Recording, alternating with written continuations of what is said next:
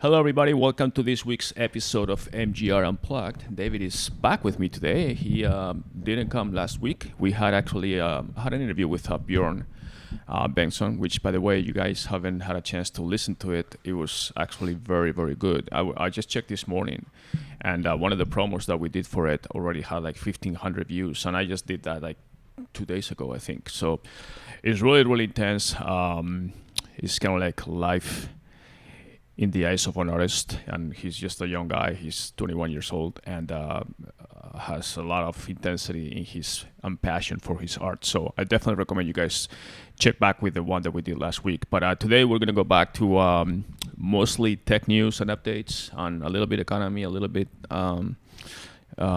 new gadgets and things. So with David, which is the topic that we like, and I'm sure David will find a way to sneak in some NBA highlights or news or something because he's such a big fan these days of the bubble.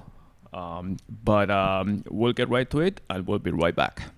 None of you people can tell me to stop. Lower the lights down. Hand over my crown. Hand over my heart. I do this for my town. I do this for my crowd. So turn me up real loud. My time. None of you people can tell me to stop. All right, welcome back, David.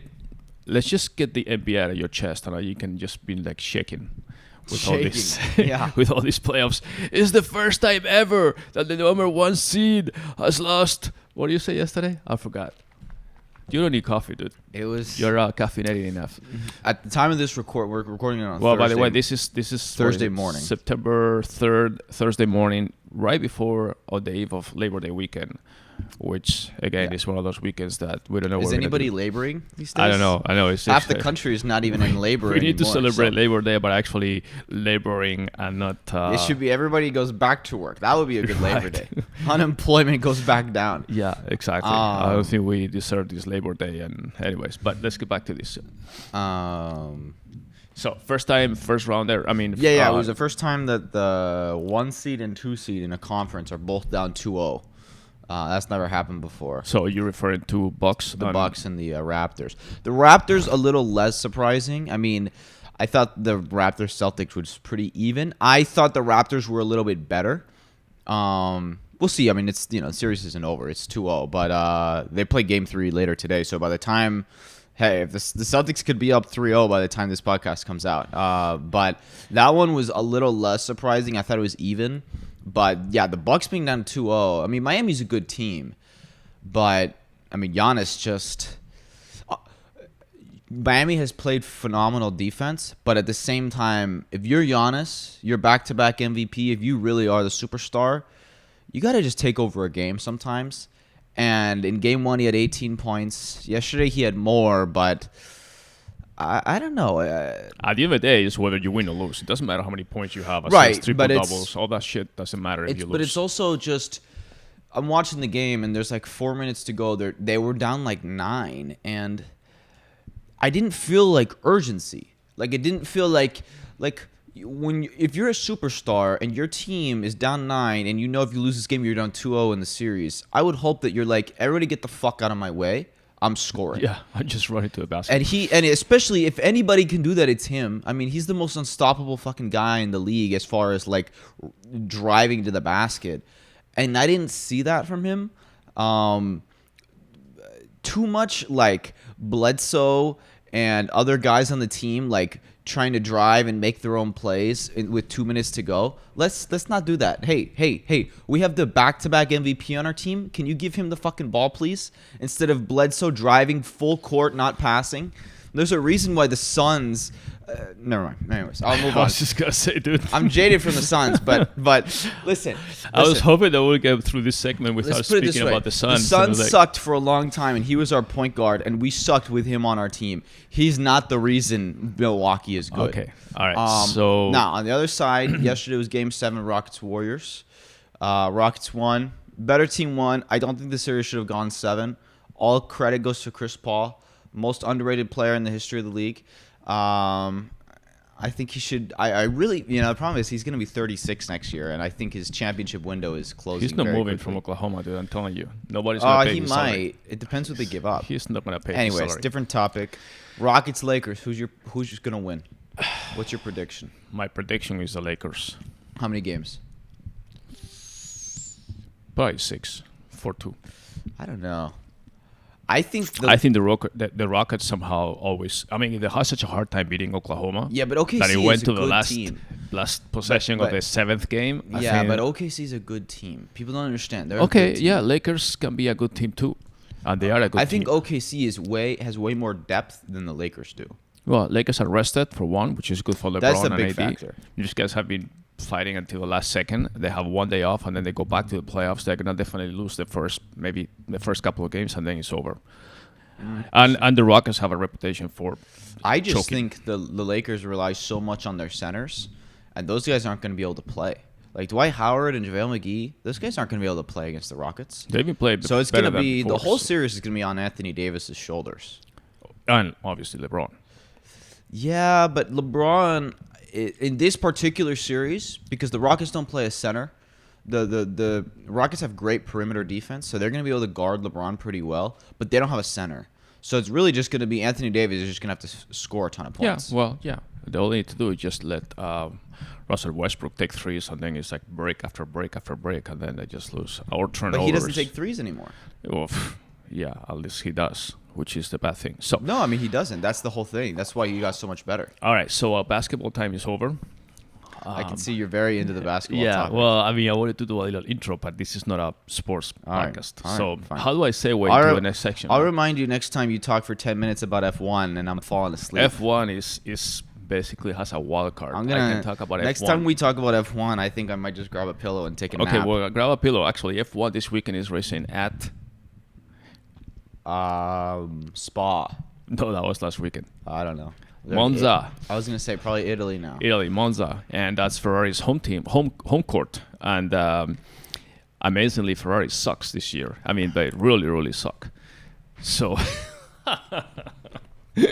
okay, all right, that's it for F1. Don't miss it. 6 o'clock in the morning Pacific Here's time. my crazy prediction: Hamilton's gonna win. I know. I'm a fortune teller. I can see the future.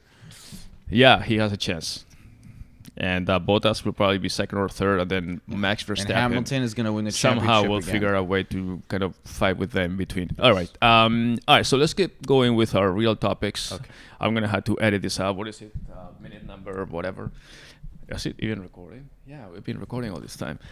We're professionals. Well, I hope so because I didn't want to have to talk about F1 again if we didn't record. Anyway, so let's get started. Let's go with TikTok. Actually, TikTok is being in the news, including our news for the last, I think, almost 3-4 weeks now. I don't know, since President Trump said Yeah, that it it was about a month ago. I think he going to was ban it, gonna and then ban it. Microsoft started trying to, getting in the hunt to buy it for like between 20-30 billion, and then. A couple of weeks ago, maybe last week, it was with Microsoft. Yeah, it was last week. Microsoft and Walmart. Yeah, that's I don't understand that part. Walmart. Yeah, it's like, what is Walmart doing with TikTok? But anyways, that kind of made the push a little more relevant, like it was going to happen. And then there was this other competitor of TikTok that they said that might be also buying it. Triller. Trello. But Triller it doesn't have the money. They have Right. To, you They said it were was with an partnering with investment some firm. kind of private equity or something, or Yeah. some investment firm. But then they denied it. Then they said, no, we're not in the hunt. We're not interested. But then lately, actually, in the last couple of days, China has said that they will probably not allow the sale, which is putting a little more of a I don't hurdle think so. there. It's part of the trade war between us and Yeah. China. And basically, China considers that could be a matter of national security, selling technology to the U.S. and all that stuff. So they say that they will treat it as any other tech. That's nice, huh? They're worried about Yeah, us exactly. stealing technology Well, from well, them. that's the irony of the situation, that they were denying, saying, no, we don't take personal data or anything from the U.S. consumers when they do it, because it's basically by the Chinese Not just that. Communist Party. Worried about U.S. taking technology from them. All the technology they have was invented in the U.S. and just copied by that's them. a whole different discussion. But the thing is that they were denying, obviously. They're saying, no, we don't take all these Americans' data or anything for any type of research. But now they're saying that, okay, this is national security, it's Chinese technology that we don't want to pass on to the U.S. So I think it's just a lot of bluff, It's a bunch but of bullshit. I mean, it TikTok is. is It's a bunch of BS. algorithms. But It's the bottom not line like- is that TikTok is definitely. I mean, Trump hasn't backed out of saying that it's going to be basically banned in the U.S. So TikTokers, if that is a profession these days. Well, on top of all of that, the CEO resigned. Yeah. The guy who's the head of Disney streaming, who went there 2 months He ago, basically said he already quit. Yeah, he quit. And he said, I didn't sign up for this shit. Yeah. Pretty much. And then he quit. So now they're CEO-less. And then obviously, depending on who ends up buying it or not buying it, we'll name another CEO. But Well, there was a rumor that Disney might buy too. And it was like, okay, well, obviously he used to work at Disney, so he has direct connections, and he could probably broker a deal. But now that he's gone, I definitely don't think Disney's buying yeah, it. I don't know. But in the meantime, I mean, you said the other day, did you say that no, it wasn't TikTok. It was an Instagram account that somebody bought out. It was an Instagram account, right? That it was influencer account or something. That it was just bought out. There's a company. Yeah. There's a media company that makes Instagram pages, basically, meme pages and other pages. And it was like, I think they own like 6 pretty large pages, Large by like what numbers? like millions of followers. The largest I Okay. think was 15 or 16 million followers, but the other ones had millions too. IMGN was the name of the company. Okay. Imagine Media, IMGN. Right. And they got acquired for $85 million. That's an interesting business model. All they I have is wasn't- Instagram pages. That's their whole thing, is they have Instagram pages. And Right, they got but- acquired for 85 But the business million. model, and I'm not super familiar with it, so I'm gonna probably have you clarify it a little bit. But so the business model is they create an Instagram page with whatever content, curated content, maybe memes or Mostly whatever, curated, yeah. right? And then they build it up to millions of followers, and then the goal of that is to eventually sell it to another company. That Sell will- it or use it themselves. In this case, they got such a good offer, they sold it. But So before they were sell just, it for the purpose of obviously make money, obviously because they made a bunch of money. But the buyer buys it with the purpose of advertising. Basically, they already have the audience, and now they can advertise to the audience.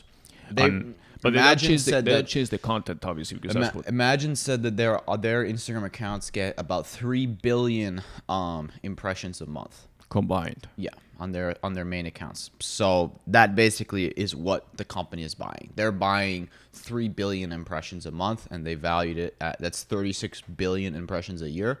They valued it at 85 million. So they obviously think, hey, And this is worldwide impressions, whether memes selling and everything. And yeah, then they- whether selling ads or selling our own products directly through these Instagram accounts, we're gonna be able to obviously make that 85 million back and more. Sure. Yeah, it's definitely. It's really I just, just- a modern version of any like, oh, some television station got acquired, right? It's just a Right. modern version of that. I'm just gonna wonder how long it takes these companies to build that kind of oh audience. fuck, a long time. I know. I mean, it's not like Yeah. I mean, yeah, it- to it's build not like- it's- 16 million followers on a page takes years. Right. So it's not like somebody says, "Oh, I'm gonna start my page," and then they start collecting, reposting things that are cool or No, whatever. the thing that works well, that a lot of these companies, because this is one company, there's other companies that do this too. The thing that they do that is very smart, that works well, is once you have 1 or 2 pages that are big, it's much easier to get other pages that are big. Because basically, if you have, let's say at a smaller scale, let's say I have 2 pages with 1 million Instagram followers on each, then when I want to launch a new one, I'm not really starting from scratch. I can cross promote them. And so that's what they do. Right. And so they're able to get a new account from 0 to 1 million followers in a few months, when if you try to do that organically, good fucking luck, you know? Yeah, So that's the organically. network effect that it gives you, of you can cross promote all these things Right. across your media. Right. But All right. So it's just modern media. Like, I think this is gonna make people take these types of things more seriously. Like, I would already advertising agencies. like are I taking it. think the next thing that's gonna happen for much more money is there's going to be probably a YouTuber who gets acquired. Well, the TikTokers we're talking about, some of them have a huge audience, and if that doesn't break, in the US, they will basically eventually become the next influencers more than. Oh, they already are. Or I know not they the are. next, they I know already they are. are. I'm not sure how much they're monetizing though on Oh, TikTok. fuck ton. Oh my god. are, the oh, big are ones? you kidding me? All the More than Instagram. Yeah, all the big TikTokers launched their own beauty lines already, apparel lines. Oh yeah. But Okay. Oh, I yeah. thought the TikTok audience, not audience, but the TikTokers or whatever influencers were actually a very young demographic group. I mean, they're mostly like teenager type. 16 to like early 20s is the Right. age of most of them. So who do they do it themselves, or do they have agents that is? Oh, I'm sure they work with business managers and Okay. stuff. But yeah, I mean, most of them are already working with like one of them, like the big ones. So Charlie D'Amelio is the biggest. Mm-hmm. She's a teenager. She's like 16 or something. But she partnered with, I think it was Morphe, was it? Which is a major makeup company. And she has her own line now. She also partnered with, I think it was Abercrombie or one of these companies. And she's like, does a whole campaign with them now, like for jeans. And I think she's selling her own products too. Another one, Addison Rae, is the second largest. She launched her own beauty company called Item Beauty. It's like her whole own makeup line. She also is the official face of American Apparel now. So if you go to any American Apparel store, she's like in all of their stores now. Right. They're making money. I mean, they're making money. So Like, So what and it happens- translates because let's put it this way: Addison Rae, yeah, she has 60 million followers on TikTok now, but she has 25 million followers on Instagram now. So it translates. Like, it's not like she only has followers on TikTok. no, obviously they cross platform, but what happens if TikTok? Well, she has 25 million followers on Instagram, so she's So fine. she's gonna say just go over to Instagram. Yeah.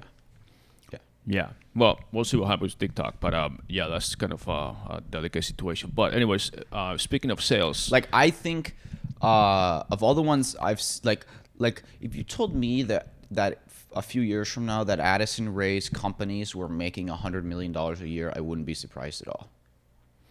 no, yeah, I wouldn't. And either. but this is like, but it's kind of this interesting. is a person how, who nobody knew who she was a year ago, and now she's worth easily $100 million already. That's the crazy rate of growth that But do you happens with see social do you see these days. TikTok as becoming an advertise or a major medium for not just the makeup lines, cosmetics, fashion, things like that are more related to it's younger everything. demographics, but I think it's everything. But- I think TikTok is going to probably be bigger than Instagram. yes, but do you see traditional advertisers like the major, I don't know, even banks, hotels, whatever, going to TikTok? Yeah, they're to already advertise there. there. They're already there. There's tons of big companies already advertising. Oh, another one, Dunkin' Donuts partnered with Charlie D'Amelio, and she's like, because this is like an organic thing where I guess she was always like drinking Dunkin' Donuts in like a lot of her videos, like coffee, and now they partnered with her. And she's like a major. I was drinking Starbucks. Yeah, and Starbucks. I haven't received a call from anybody there. Give us a call. Oh, we're going to talk about Starbucks too. Do I need to do a dance? Yeah. Is that what I need? No, but seriously, I mean, No, I understand. Yeah, they're already it's there. just that. And it doesn't matter. Who cares about old brands? Like, if old brands don't want to do it, the No, new no. brands are going to eat their lunch. Well, yeah, obviously, it's just the demographic is who. But it's the disconnect that exists between the older brands that are still thinking about putting a fucking print ad on a magazine Yeah, or something fuck that nobody 'em. reads. Who cares? No, I understand. At some point, they'll realize, well, people's eyeballs are no longer in magazines. That not even in doctors' offices now. You go to a fucking old magazines, it's Good Housekeeping shit, and then everybody's on their phones. Plus, So- what all these big creators are realizing is they don't need advertisers. They say, I'm going to make my own products. right. Fuck you, advertisers. And I'm going to make all the money. Well, I mean, I think that's the part of the reason why Instagram also launched Reels, because I think the timing was right. Whether the app it was would lucky be, timing. They had no idea that TikTok was going to be banned. Well, yeah, it was lucky It was timing. already but in the works for it months. Was, it was in the works. Now they launched. Maybe they moved it up a little bit, thinking, okay, well, all these TikTok people that are kind of on the fence or knowing if there's going to no, be canceled it was or not. actually coincidence. Well- They were planning it for that launch, and like the same week, Trump said that. It wasn't like a Okay. Well, planned either way, even if it was coincidence and they got lucky, which is not unusual, that would be a backup plan for the TikToker saying, okay, well, I'm already on think so. Instagram and I can do Reels. I don't think Reels is gonna replace Well- TikTok. I think even if TikTok gets banned, I think Triller would take its place. Is that- is that- Triller is already getting very Where is large. that from? Where is that app from? Is it American? I believe it's American. It's in India now, after because India did ban TikTok. Triller is now. Well, India has banned like 100 and something apps from China now. Yeah, but in Triller now is huge in India after TikTok got banned, and all the TikTokers have made Triller accounts now, and they're sending people to Triller now too. So I think if TikTok gets banned, Triller will probably be the next TikTok. Okay. All right. So let me move over to the next topic. Speaking of branding and advertising, there's 2 DTC companies that you follow that just sold to. That I follow, but I saw that it got sold. Yeah. Okay.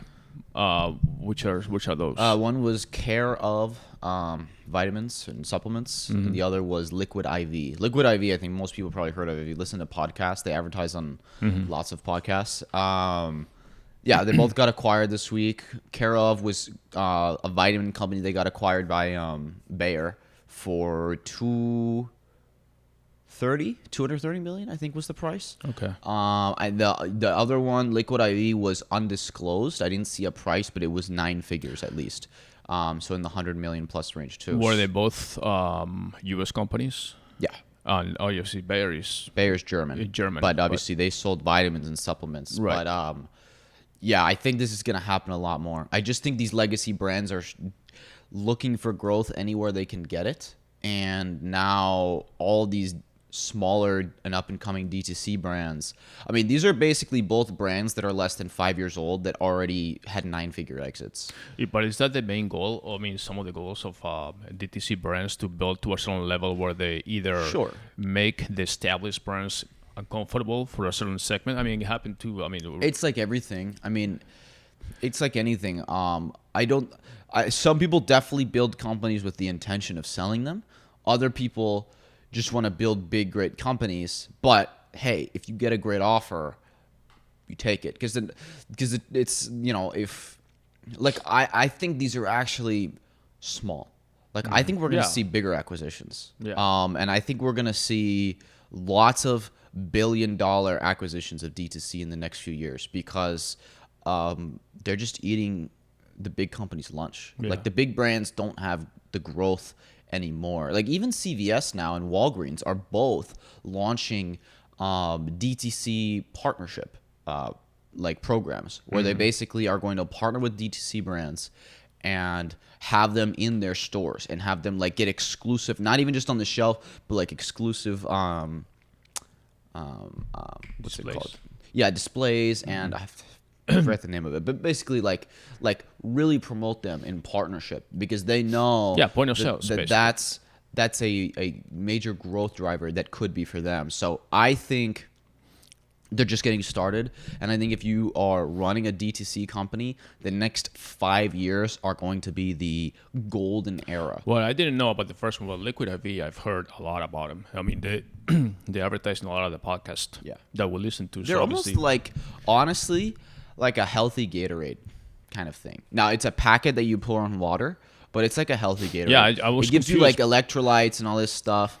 I've never drank it myself, but yeah, it's like a healthy Gatorade. I was It doesn't just, have all the when I sugar. first heard about it, I thought it was an IV, like something that you No, I use know. like No, it's not.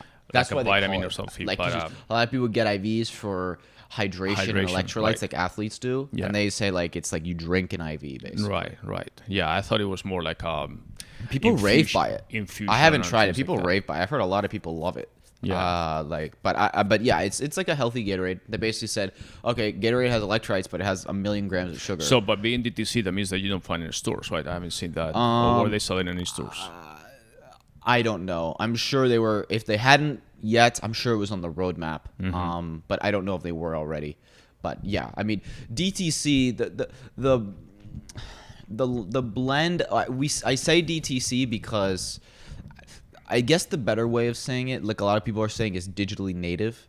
Because DTC means you only sell direct to consumer, but the truth is most companies do that in the beginning, but once they get bigger, they definitely go other but there's channels. still companies like the Drums and Recess and things like that, companies that we've tested ourselves or used. Yeah, but Recess I isn't don't know. that big yet. I mean, these companies, But they don't sell in stores, as far as I know, unless they have little. Recess, I believe, does. They do? Yeah, Okay. not nationwide, I don't think. Right. But these are small companies. I mean, they're not that big yet. So if you get much bigger, yeah, they would. Like you can't be like biased with your company. If you have an opportunity to make a ton of money in retail, you should do it, right? And so I think the better way of saying it is digitally native. So these are companies that start digital instead of starting retail like the traditional method. But then once they get big enough, because ultimately you can only get so big, DTC. It's really hard to become a $1 billion revenue company online. It can be done. It's just incredibly rare and difficult. Most companies do it. They start online, but then they grow and sell in stores, and that's how you become a $1 billion company. And at that volume and scale, it's very profitable. The problem with retail is at a small volume, it can be losing money. Right, and also some companies start with a single product, and then based on the market response, it's all about expansion. Right. It's about category expansion, channel expansion. It's everything. It's no different than a company like Coca-Cola is really. I mean, they have. Think about all of their expansion. They own 1 million different brands. They are in every store, every restaurant. Like, you want to be everywhere the customer is if you want to be a $100 billion company like Coca-Cola. It's just that when you start, you don't have the resources to do that, so you just go direct. So direct is a new strategy, but it's not the ultimatum, basically. Mm-hmm. I wouldn't recommend any company just stay DTC forever if they have the opportunity to go to retail and make money. Right. I mean, DTC really is direct to consumer, but at the end of the day, you just basically market the consumer wherever they are. It's about leverage. So if you have the leverage to get good deals when you go to retail, then it's just giving the the big box retailers a way to think differently. Before, you had to beg them to give you like a right. 3 inches of linear. If you go to shelf. a big box retailer and say, we did $100 million in revenue online last year, direct, they're definitely going to put you in their store. Well, yeah. But if you go there and say, we have no revenue, they're going to say, okay, right, fuck off. Right. You For know? them, so that's the difference. It's leverage. That's the competition, exactly. So this is telling them, okay, you don't have all the leverage as far as going to a Walmart, going to any store, supermarkets, whatever, and say, I want these 6 inches for my product. Plus, and they can say, I don't know. Depending on what you're selling, brand affinity matters too. This is something I was talking about the other day with somebody where if you look at retail, like if you're trying to start a luxury brand, being in a retailer where you're on a shelf and next to you is Gucci and your left is Christian Dior, that gives your brand a certain affinity, and that has value that it's hard to get online by yourself. Yes, but at the same time, it's putting you into much more competition, But you're always in competition. Well, you are in competition, but when people end up when you have a new, when people end up going to your website or to your product website, it's there. It's your job to capture that audience and have them to buy. But it's hard to get people there when they have no idea who you are. That's what the to get somebody comes. to. People will pay $1,000 for a Gucci dress, and not think twice about it because it's Gucci. But if you're a new brand nobody's ever heard of, to get them to pay $1,000 for your dress is very difficult. But if you're on the shelf next to Dior and Gucci, people will say, "Oh, this is a real brand." Right. Yeah, so it brings that brand affinity. That's a real thing. That's the affinity audience part. But at the same time, when you do that again, you're having people be. It's like putting a commercial or on an ad in a magazine, in a catalog, next to 20 other companies that do the same thing you do. So you basically are diluting your effectiveness. You need to have something to stand out.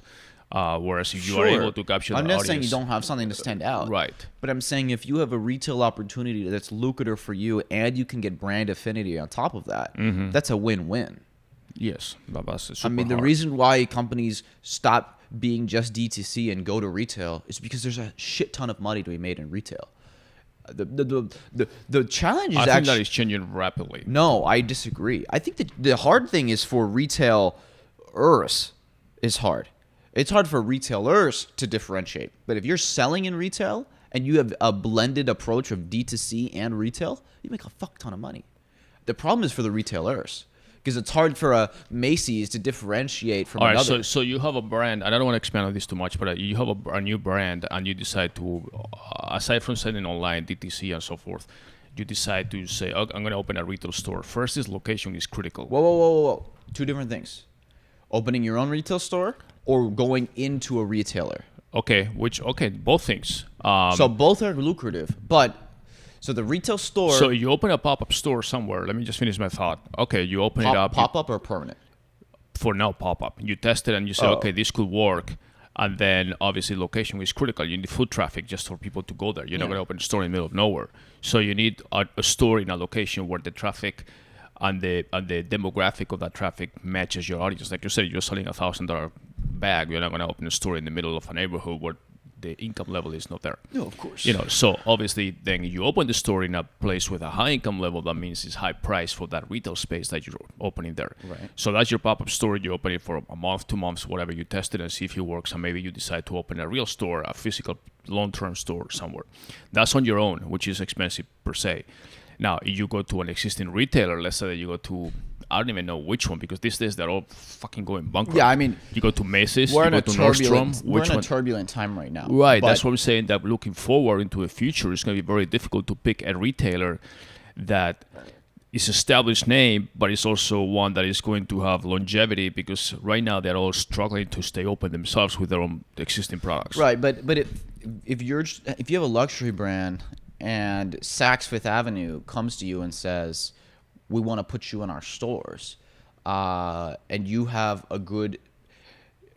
solid terms on your end, and it gives you the opportunity of the brand affinity of being in Saks Fifth Avenue. It gives a digital brand a certain amount of legitimacy to be in a store like that.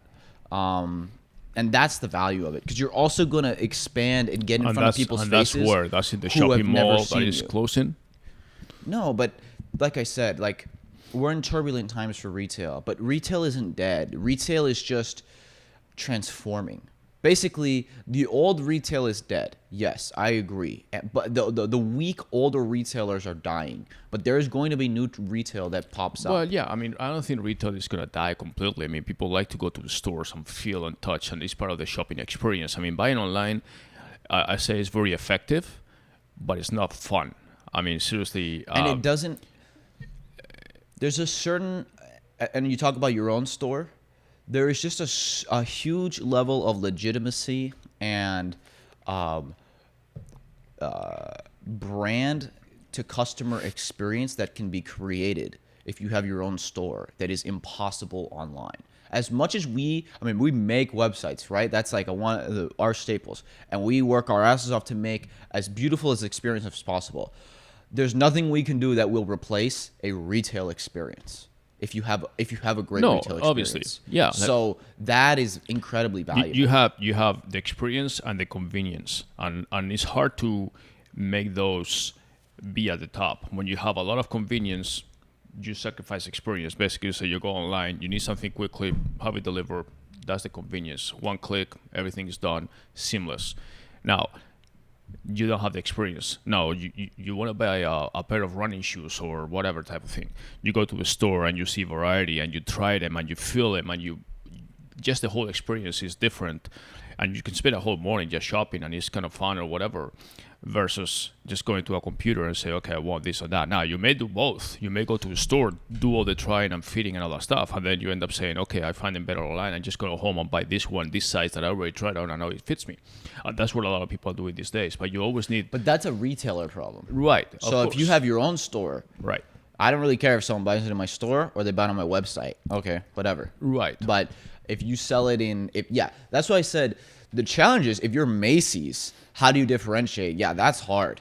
But if you're a DTC brand that has the opportunity to sell on lucrative terms, I would not go into retail on weak terms, right? That's where I think it's not valuable. You make much more profit when you sell direct on your website than when you sell through a Macy's, obviously. Yeah, but if you sell much more volume, it makes up for it. Assuming that, obviously, that's the difference. The volume is no different than selling Amazon, which is the complete extreme of Amazon taking your profits. You know, it's volume, traffic,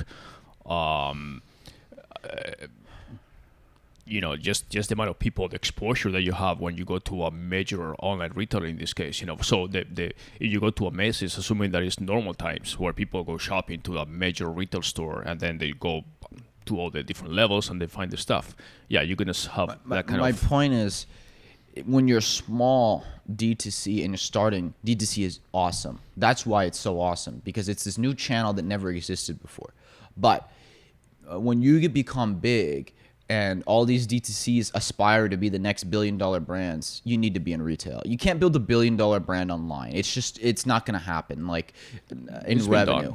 I mean, it's incredibly rare. I'm not saying it would never happen, but for every one brand that can do $1 billion in revenue online with no retail, 999 others are not going to be able to do it. But that's okay. You can, when you're at that size, you can be in retail and make a lot of money. You mentioned this a long time ago about who is the largest DTC retailer. Remember? Right. Yeah. Exactly. I said there's one that I mentioned, which was Tesla. That I don't think people think of Tesla as D2C, but they are. The other one that I didn't mention that I was thinking about the other day, just because he's been in the news a lot, is Yeezy.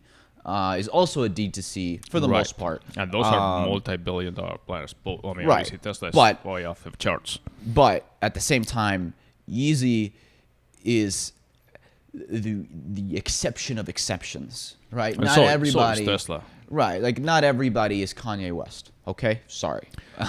So Right. Kanye can build $1 billion company selling through his website, but he also partnered with Adidas, by the way, which is a whole like did he build $1 billion company mostly D2C? Yes.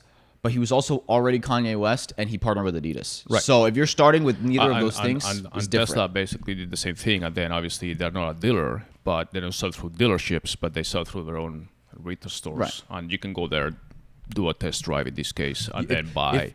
My point is, I guess, if you're running a D2C, you need to be channel agnostic. If you have a channel that can drive significant revenue for you while being profitable and provide brand affinity on all these other things, just because it's retail, you should not turn it down. You need to expand as much as you can if you want to be the next $1 billion D2C exit. I think you're going to have to be in retail. Yeah. It's that simple. All right, so let's get a little bit into some new product launches that we had, or we are going to have in the next few days. Amazon actually just launched their own health band, which is kind of like a Fitbit that I wear. I'm not familiar with the Whoop, which is another one, but it's going to be similar. It's a clone. It's a clone, yeah. Literally, there was a tweet that one of the product leads on Amazon, I can't believe he tweeted this. He literally tagged Whoop in the product that launch. was kind of arrogant, I He think. tagged Whoop and basically said, without directly saying this, I was on the team assigned to copy Whoop and make our own version. I mean, so Whoop is a very famous I don't think health it's gonna band, work. and it's one of the most advanced as far as features and information that it gives you about health and all kinds of metrics and everything. It's a subscription service, so Whoop is actually the one that you receive at no cost, but then you pay an annual or monthly fee for the use. Like a Fitbit is different. You actually pay for the band itself, depending on which one you get, and then you're good to go unless you get the premium version where you get different options and things like that, and then you pay extra $8 or $10 a month for other features, and then you have the Oura Ring and other right, similar Whoop came ones. with the original business model of you get the band for free, but you pay a monthly subscription. So Amazon is not going to be free. Oh yeah, it's free too, I think, or maybe free for Prime members or something. But it's just another way for Amazon to get into another level of information from the customer. So not only do they know everything that you buy, shop for, look for, gift, everything. Now they're going to know also your health information. Yeah, but that's if people buy it. Right, exactly. Obviously, if people buy it. I don't know. I was looking just at the user interface of it. It's really ugly. Well, the band itself, I haven't seen many pictures. I mean, they have some pictures, but Like the app? Oh, the app. Compared to Whoop's app? Whoop, I like Whoop. I don't own one. I'm thinking about getting one because I've had an Apple Watch for a long time. You still have, right? I still have it. I just haven't been wearing it as much these days. But so that's why I didn't get a Whoop. But I might get it. I might try it out. But Whoop is very advanced. The apps, Whoop's app is beautiful. Amazon's looks so ugly. I mean, then on top of that, I mean, they released usually like screenshots and things like that, so it needs to be seen. But the app interface is easy to update. If people don't like it, they will make a cosmetic update. The main thing to me is the features. I mean, what it gives you as far as information. Everybody now has the heart rates and the calories and all that shit, and the steps and all that stuff. But there's a lot of other information that is, like the sleep, for example, is very important, and it's not really accurate anywhere. I mean, the Fitbit gives me sleep, and sometimes it's okay, but sometimes I know it's definitely wrong. Like it tells me, oh, you went to sleep at 11:30. I'm like, yeah, same with the Apple Watch. yeah. It's like, no. Sometimes it'll show me like Like if I wake up like at 4 or something in the middle of the night, and then I'm like tossing and turning, and I go back to sleep. Sometimes it'll be like, oh, you were up from 4 to 6 a.m. I was like, no, I wasn't. Right. You know, things like yeah, that. it's just kind of hard to track what you're doing. So I mean, you take it with a grain of salt. The problem with the Apple Watch, it doesn't even have like sleep built in. I have to have a third-party app that uses the Apple Watch like heart rate and motion sensors, I think. Right. So it's not perfect. Whoop just has it built in. That's the nice thing about Whoop. Yeah, so I mean, they all kind of have different pros and cons. Some people say the Oura Ring is the most accurate one. I don't know. I just personally don't like to wear rings. Yeah, I'm not a ring guy. I don't like rings. Just because of all the exercise stuff. I don't like to have a ring that is affecting what I do. Whatever, I'm hanging from a bar and doing monkey shit, you know. The band to me is better. It's like a watch, but I don't know. Anyways, but Amazon is jumping into that, and obviously we know that they were trying to become their own pharmacy too, online pharmacy and all that stuff for all the things for prescription drugs, which they already sell all stuff. We'll see how that goes. We'll see the market penetration for that. I think it's starting to become a little saturated too in the health. I think apps. Amazon is gonna get the. I hope it's not like it happened with the Amazon phone. That basically. No, I mean Amazon's gonna get customers just because when you search fitness band on Amazon now, they're gonna be number one. So obviously they have their own distribution built in. So they're gonna get sales from that. But I think the premium customer is gonna go to like Auras and Whoops and is not gonna want to buy from Amazon. Right. So I think the Auras and Whoops are gonna stay because they're not cheap. No, And they're Whoop, not. You know, their base plan is $30 a month, so it's not a cheap band. You can buy like. That's the base. So you pay $360 or something a year. Yes, so you can buy subscriptions. Right. So if you buy 18 months at a time, I think it's $18 a month, but it's not cheap, right? And I'm not familiar with the Oura Ring cost, but Well, the Oura Ring is expensive. right? So I think those two are going more after the premium person who really cares about their health and wants a more premium product, and Amazon is going for the lower. Yeah, customer. the Oura Ring is the entry level is more expensive. I mean, expensive, cheap, that because is relative, but you pay $300-400, and also depends on the kind of ring you want. You want something more flashy, sophisticated than just a rubber band, type thing. So right, and you're competing with the Apple Watch too. Right. The same thing with the Apple Watch when you want like sophisticated bands. Right, the base Apple Watch is $400. If you want fancy stuff, it could be exactly. a lot. So, but again, when you get into these health apps, which I think are very important. I mean, nowadays it's more critical to know basically what you're doing. This is not about just calories and stuff. It's actually more. They're becoming more and more sophisticated as far as being able to tell you really good information for your health, as far as heart rate variability and some more information that is normally before you just had to go to a doctor to get, and now you can get it right on your fingerprint. So I said this. I said if I owned a health insurance company, I would just give all of my customers like a free Whoop or Oura Ring or something. Yeah. And just have them wear it. Well, you I could just give it for free to all my customers. Well, you say free, but probably they charge you to a premium. Well, you make enough in premiums that it costs you nothing. But so the thing is that if it reduces your overall health expenditures by just a few percent, it makes But up. it's funny you said that because the I know cost. that Fitbit and all these apps also have a feature that you can download your health information and forward to your doctor. So because you can go there one day, like a lot of people go to a doctor, and the day they go to a doctor, for whatever reason they get stressed out, whatever their vital signs are completely different than the other 364 days of the year. So if you go to a doctor and your blood pressure is like way up to the roof, I'll take just it because another you're step stressed further. out. I think especially with the pandemic, telemedicine is growing a lot. And I think a lot of people, there's a lot of telemedicine clinics opening. Right. And I think a lot of people may just have their Whoop or Apple Watch or whatever directly connected to their telemedicine clinic.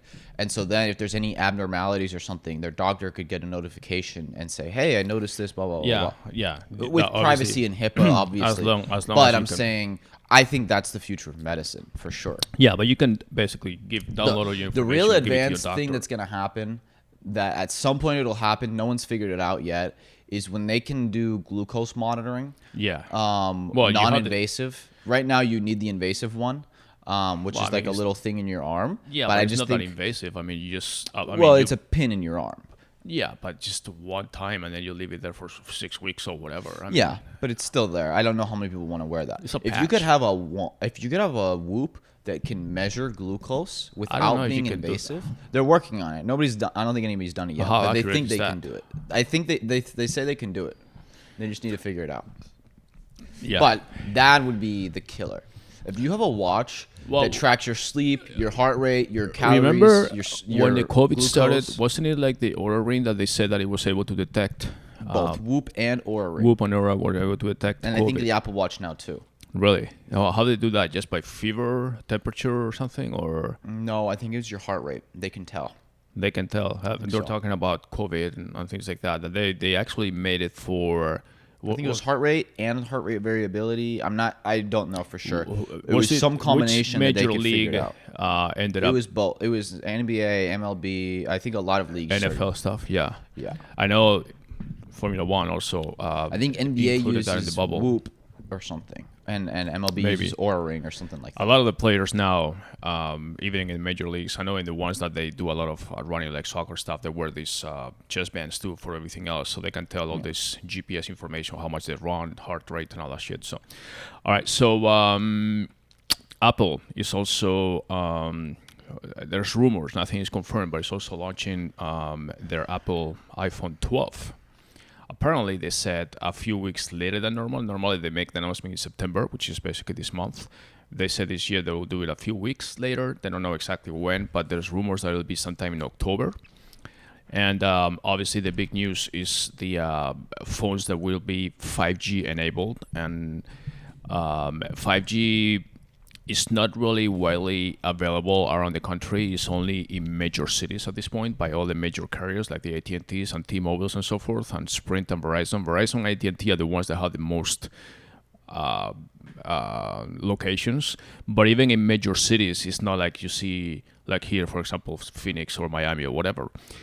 It's not really in the entire city. There are certain areas in the city where you can get 5G. Like here, I checked actually this morning, and you can go to certain areas downtown, by the convention center, by this place or this, where you have the 5G connectivity, but it's not really that widely expanded. Now, there's a plan that is supposed to be making 5G available, they said originally by the end of 2020 or 2021, but obviously what is Maybe clear... we don't even need 5G because Elon this morning said that Starlink is going to be live pretty soon. Yeah, that's a different option, but the 5G...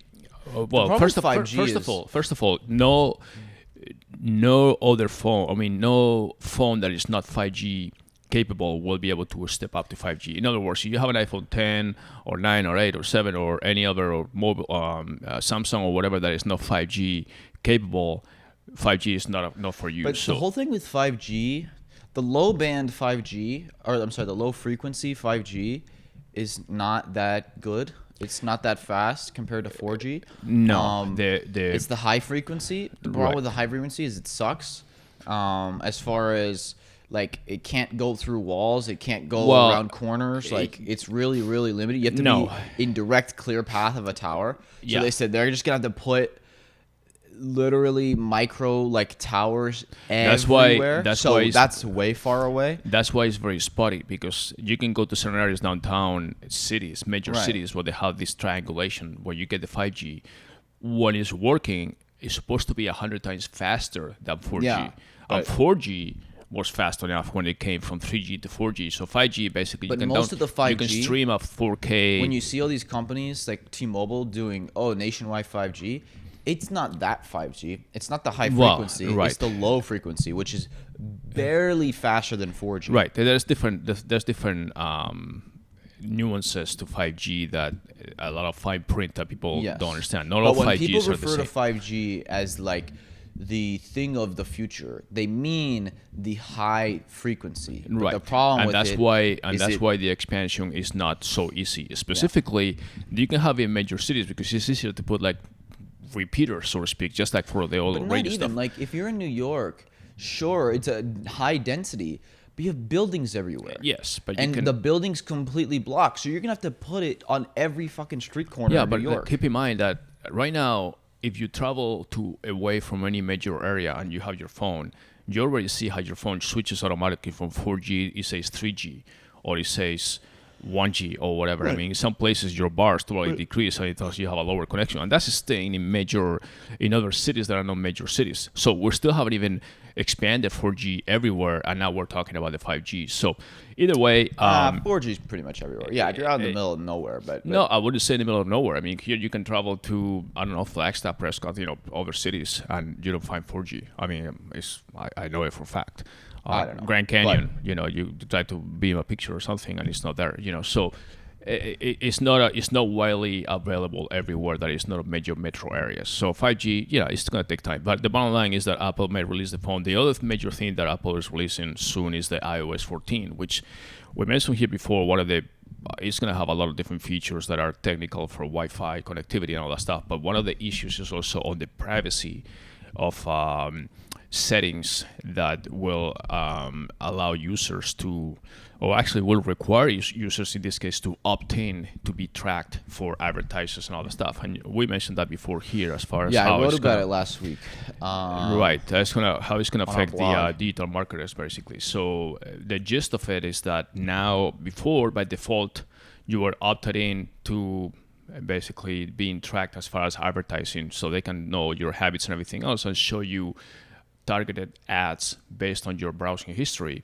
And that was the default, was you're opted in unless you go to your settings and then you opt out or put some kind of blocker or something. Now it's going to be the opposite. Now the default is going to be that you're opted out, and the first thing you need to do is say, yes, I want to be basically allowed the ads to be showing up that are tailored to my particular browsing history. Well, what it's saying is, do you want cross web tracking, basically? Cross So platform, right. Facebook, a lot of how Facebook algorithm works is that it doesn't just, or Google or whoever, is it doesn't just track what you're doing when you're on Facebook. Yeah, it's the cross-device tracking. It can know what you're doing when you're on different websites. Sure. Google does the same thing, and they use a lot of that data to build data profiles about users, so then they can serve them better ads. If you take that away, well, then they aren't going to be able to have as much information about users to serve them ads. Right. And especially, Facebook released a blog post a couple weeks ago, and they basically said that their audience network, which is their display network, they said they expect revenues to drop by at least 50% when this happens, because basically the whole audience network works on basically the web tracking. You have a digital ID on each phone, basically, and then that's what they use. They know that you, using this phone, are going to Facebook and doing whatever you do on Facebook, and then you go into a website through Chrome or Firefox or whatever browser you use, and you have, but it's not browser dependent. It's not platform or medium dependent. Is basically tracking your ID on this phone, so they know that whatever is the phone, they don't know your information. They don't know if you are John, Jane, or Jimmy, but they know that this phone has visited a certain number of websites. So that cross-device information is used for advertisers to target you. So you go on Facebook and you tell your friends, hey, I'm going to a beach, I love this, boating and skiing or whatever. Then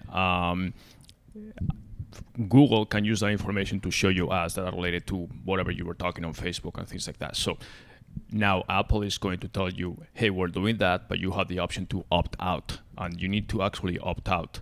Right, but it's going to be a pop-up. It's going to be a pop-up. It'll literally be a pop-up when you open an app. In the same way it says, would you like notifications or whatever? Exactly. It'll say, do you want tracking? And of course, most people are going to be like, no. Right, exactly. The default from being yes, and then you need to manually say, no, I don't want to. Now the default is going to be within the pop-up, app, or you need to So opt to be out. clear, within apps, nothing's changing, right? Facebook No, is they still are gonna, also... No. Facebook, I thought you were talking about the App Store. Yeah. within the app, so within Facebook or Instagram or whatever app, the tracking is still going to be the same, right? They're still going to track everything you do. It's once you leave Facebook and do something else, Right. if you click no, now Facebook can't track what you're doing across the web. Exactly. Which for the user is better. But yeah, for a lot of people who watch this during e-com for digital marketing, it's something to pay attention And it's even cross-device. I mean, like you are logged into Chrome or Gmail or whatever on your laptop, and then you go to your phone, they can connect too. But then on your phone, on the Apple phone, they will say, hey, Google is trying to connect you here. Do you want to be tracked on your phone? Is it going to do that? Yeah, I think it's more just within apps. On no, the it's, iPhone. it's cross-device tracking. It's basically browser information. So again, it depends on your own settings how you set it up, but that's going to happen. And then on the apps, what you were talking about on the App Store, they're actually going to require from app providers or app developers to provide specific information on what information they are requesting from the customers. Because sometimes you load an app and it says, "Oh, this app would like to follow, send you notifications, or follow you, or access this or access that," and then sometimes you say yes or no. Now Apple is going to request that up front before the app is even uploaded to the App Store. They're very much more strict about anything that is privacy. So, but one thing is for sure, as far as strictly digital marketing is going to affect a lot of the marketing revenues, like you said, for Facebook or any other platform. As far as on our side, on the advertisers, we're going to have different or figure out different ways to follow those people that we're trying to follow, to target them also when they go to their mobile devices from the laptops and so forth, because cross-platform or cross-device advertising is critical. No, nowadays. Well, I think it's just going to push more companies away from relying on ad platforms as much for customer acquisition and more on audience development and their own distribution. It's just going to change the basically. strategy, because you can no longer rely on somebody that is checking something here and then. I mean, Facebook follows people. That was the famous thing. I mean, you have browsers that follow cookies or follow sessions or follow things. Facebook follows people and knows what people are doing. So you're logging in on Facebook on your laptop, then and you're chatting or doing whatever you do, then when you log in on your phone, it's basically you. So they know exactly what you're doing, whether you're here or there or whatever. Google Ads is more based on clicks. Google normal browsing is based on sessions and all other stuff. So there's little nuances that connect all the things together, and then you obviously have cross-device connectivity and everything else. So Apple now is saying we're going to put a little firewall, so no matter what you do elsewhere, we're still going to ask you. But not even just what you do elsewhere. I mean, on the phone too. On the phone, so exactly. if you go to Safari after using Facebook, right? Facebook can't see what you're doing on Safari. Exactly. So they're going to say, well, they can if you opt in. But, yeah. Okay. Yeah. So they're going to tell you. They're going to. Most people, they're going to show you the privacy settings, saying, no. "Hey, do you exactly?" Because right now people don't even know that it's happening. I mean, some people do, but people don't go to their privacy and say, "Oh, I want to be completely in my little aisle here." But now they're going to say, "Do you want this to happen?" And the default is that people are going to say, "Oh no, I don't want this." Maybe yes. I personally don't mind some of the ads because actually they are targeted to me, and it's like, "Oh, that's cool," and I look at them. So, but this anyways. gets into my theory that I think I just don't think people care about privacy. Like, I think it's a big debate. I know. I don't think people care about privacy. Like, I think because I am someone who does, and I've realized I don't think most people do, especially with like the TikTok thing. Yeah. The reaction to people TikTok getting banned, people are like, I don't care if China spies on me. It's really, like you said, it's kind of overrated these days because we're too late in the game to say. I mean, there's some things that you don't want people to, some privacy issues that you want to keep the way they are. No, but I just think most people are like, I don't care if China knows my browsing history. But the thing is, at some point you say, okay, well, what is privacy? Because the moment you leave your house, there's cameras everywhere.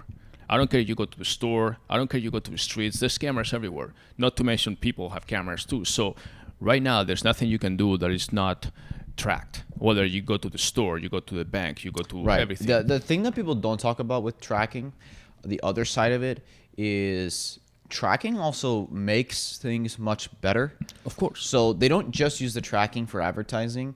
It's like the famous thing, the algorithm knows what you like. Yeah, that because it tracks everything you do. And so it knows exactly what you like. And so that's why when you open Instagram or YouTube or TikTok, it's going to give you exactly what it thinks you're going to like most. So that's the benefit of it, of that you get much better content. That's why the famous debate, and we've actually discussed this before too, like the news feed of being chronological versus algorithmic. Yeah. So many people are like, I want chronological. I don't want to. I want to see the latest news first. They've done so many tests. Facebook has, Twitter has, all these companies have. They say literally every time we do chronological versus or algorithmic, people use the app way more when it's algorithmic. Why? Because they show you the news you're interested in. Yeah. And Twitter lets you switch. And guess what? I switch back and forth sometimes.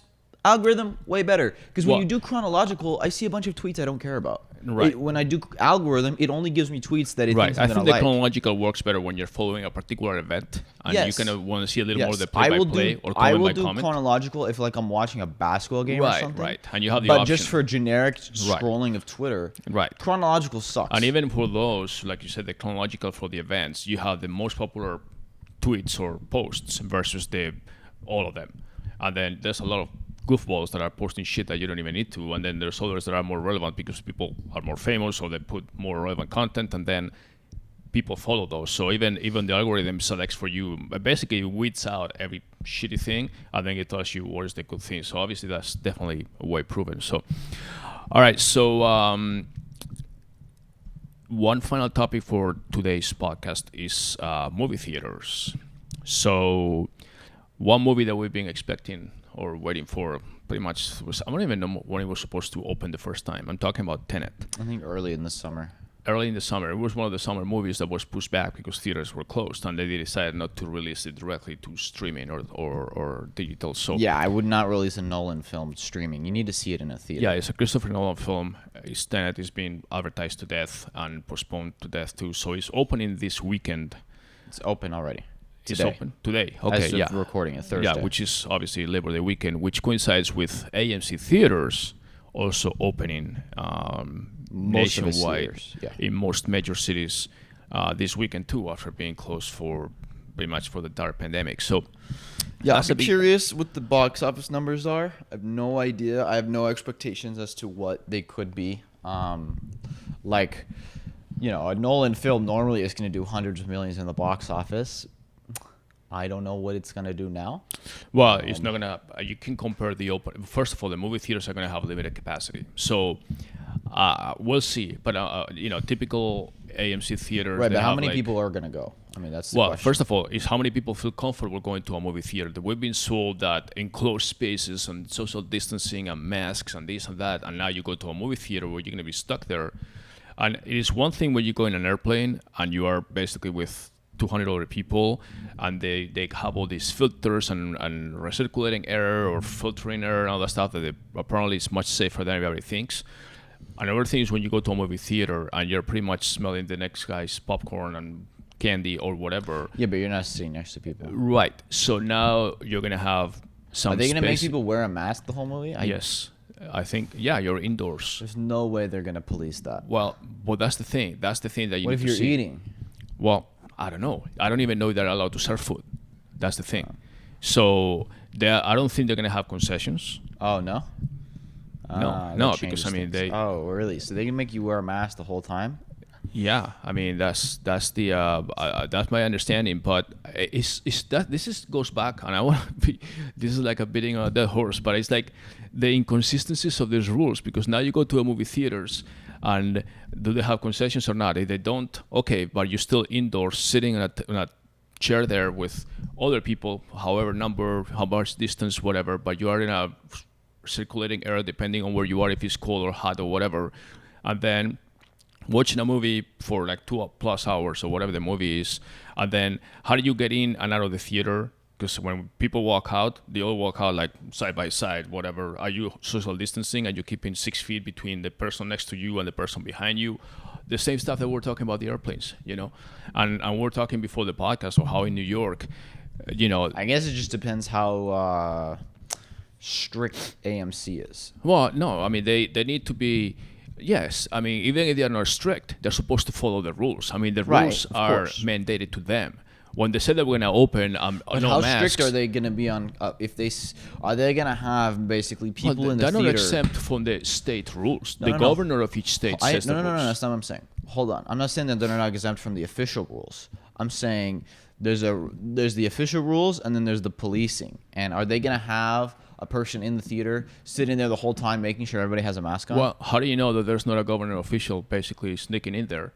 I'm just asking. Well, it's the are they same going to thing. have some employee assigned to sit and just look at everybody the whole Well, movie to maybe. make sure they wear a mask? Well, they have to have something. It's no different than you have a posted speed limit on the highway, and then okay, you can go higher than the speed limit. Because but I every mean, now when and then, on there's a trooper. airplanes, you're supposed to wear a mask the whole time. Half the people are not wearing Well, masks, yeah, and the I flight know. attendants don't say anything. They do sometimes. They do. But Sometimes. I've seen on planes where the flight attendants see you without the mask. They say, "Sir, please, could you put your mask on?" They ask you, okay. And sometimes there's over passengers that say, "Hey, I want this guy to put his mask on."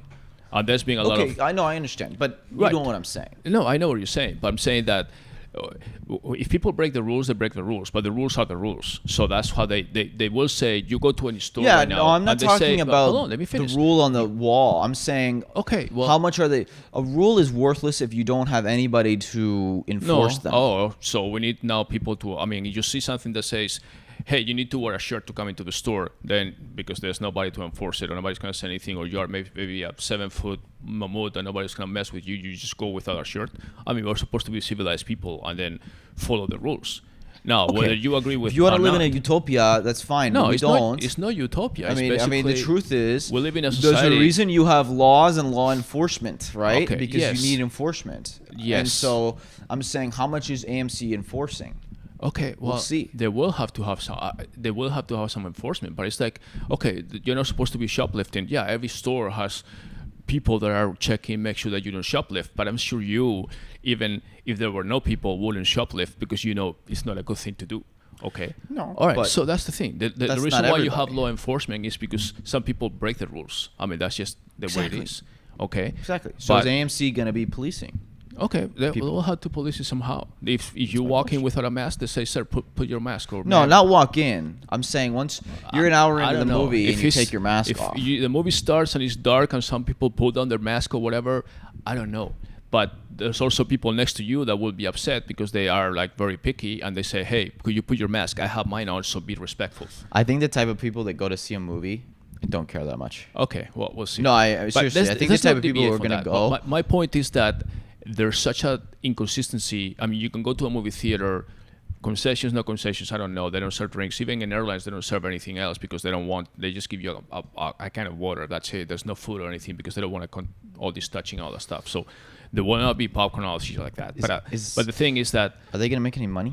well, I don't know. I mean, if they don't have concessions. they had to open They have somehow. half the tickets. Well, I don't know. Maybe they have a different agreement. But at the same time, what I was telling you before is that you can go to a movie theater now. They open the movies, but then in other places, like they can open a movie theater in New York, and they can open a gym in New York, as they are opening actually this weekend back since March, where you can go there, exercise and all that stuff. Yeah, wear a mask, but do go to your machine, sweat and all that stuff. But then the mayor says, no, you cannot go to a restaurant for indoor dining. And he says indefinitely, probably until a vaccine comes out. That makes zero sense to me. Okay, Yeah, so I you mean, I cannot know. go to a restaurant to eat with all the distancing and all that stuff, but then you can go to a gym and work out and sweat and all that shit with other people, you know. So, anyways, but the bottom line is that it's opening. We'll see the numbers. It's not going to be record numbers because obviously there's not going to be record people. It's one thing that you can go to the movie, another thing that you want to go to the movie, and the third thing is that if you go to the movie, instead of being full, it's going to be half full or a third full. I don't know what the capacity limits are going to be for each theater. So the movie theaters obviously have the option of all these multiplex type theaters that have like 12, 20, 24 mini theaters. They can say, okay, we're going to put the movie in all of the theaters now, and then we have half the people, but they're spread out, you know.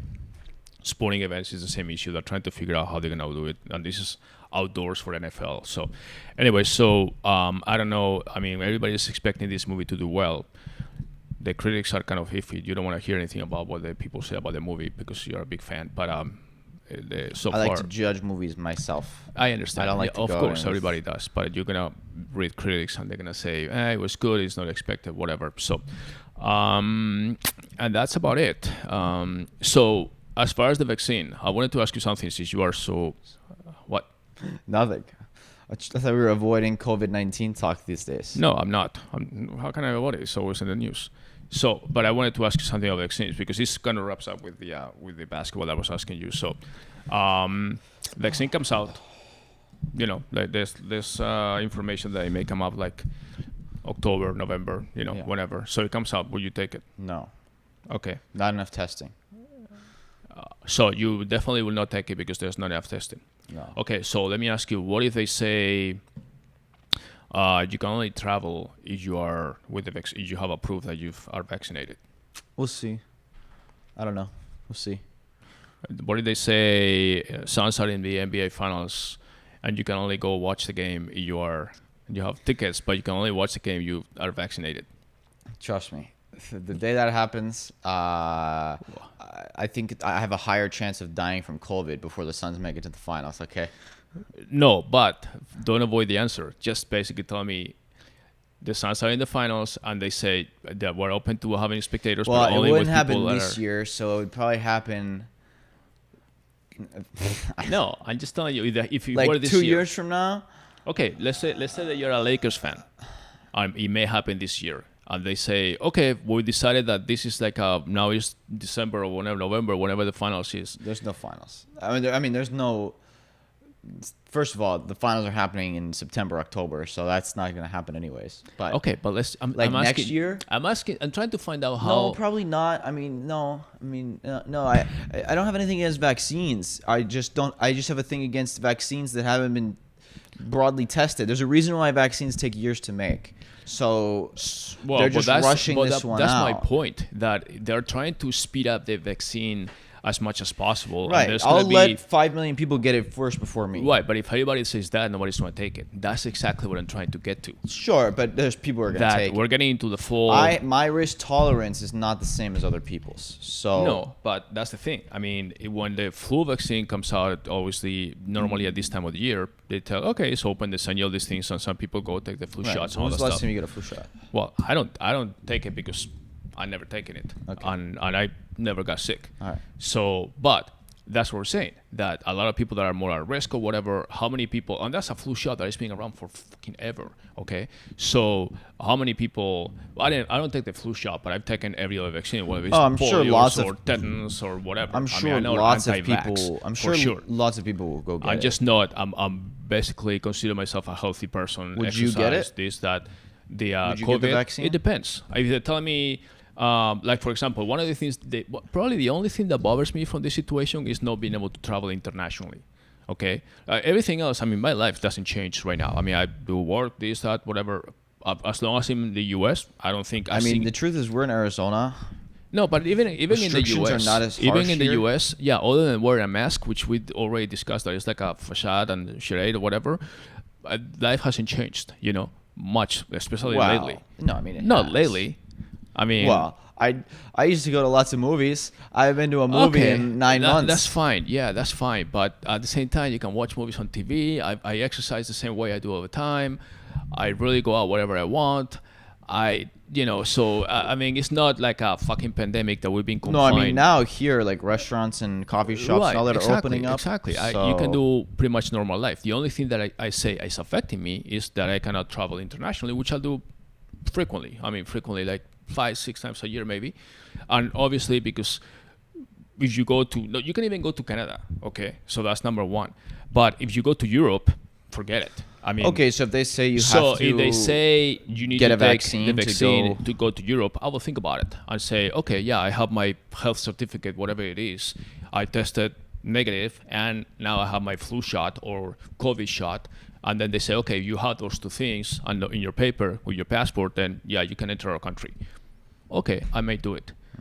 So I will think about it. Obviously, Yeah, I wouldn't. I mean, well, I would mean, get it eventually. I just wouldn't get it right away. Like I wouldn't want. Yeah. I would not be the first in line to get the shot. No, I would not. Now, if a few million people have gotten it, maybe I'll get it. But I would not be first in line.